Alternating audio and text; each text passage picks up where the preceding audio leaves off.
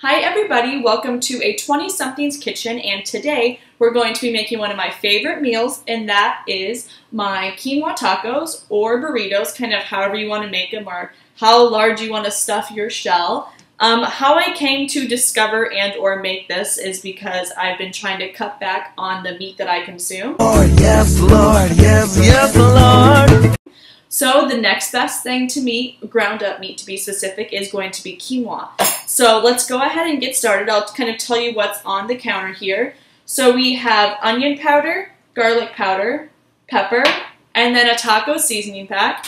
And then of course a little hot sauce on the side because the hot sauce will make you right with the Lord. I got hot sauce in my bag, swag.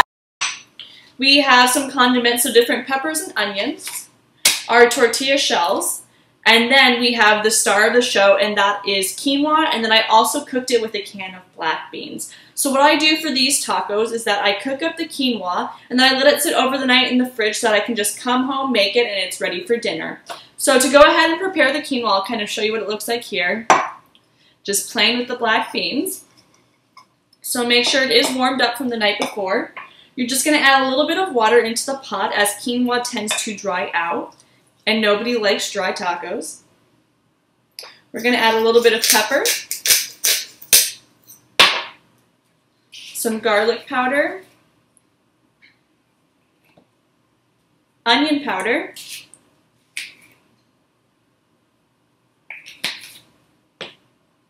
hot sauce, and then the taco pack. We'll add a little more water to that, and you can just eyeball it however watery, if you will, however you like your tacos. We'll just go ahead and give them a mix. And as you can see, this recipe is done very quickly. The hardest part is cooking the quinoa. And if you don't want to use quinoa or you can't get your hands on quinoa, you can just use a bulgur or rice, kind of whatever grain you prefer. Or you could actually just do all beans, whatever you want. There's so many different things out there to substitute meat. We are looking good. So to this, I'm actually going to add a couple of peppers and then a few onions as well. Give it a mix in there, a little fiesta. A little more water. And that's it. Your tacos are good to go. Kind of show you what it looks like now. So see, it looks like if you were to make up ground meat and put that taco seasoning in there, that's what it looks like. Except it's not. It's a grain. You're getting some nutrients, and you're not eating animal product. This is vegetarian. I'm not sure if it is vegan. I don't dabble too much in the art of vegan eating, and I don't want to name this the wrong thing. So it is a vegetarian dish, vegan dish, to be determined. The vegans out there can tell me. Okay, and now the hardest part, assembling our taco and or burrito, whichever direction I want to go with it. Bring my shell, and I am a person who enjoys avocado. So I'm going to go ahead and put half an avocado in here. Perfect little avocado. Look at that. You just slice it up so it's easy to pop out. We'll just use the same spoon that we mixed the taco meat with. No need to add more dishes to the load.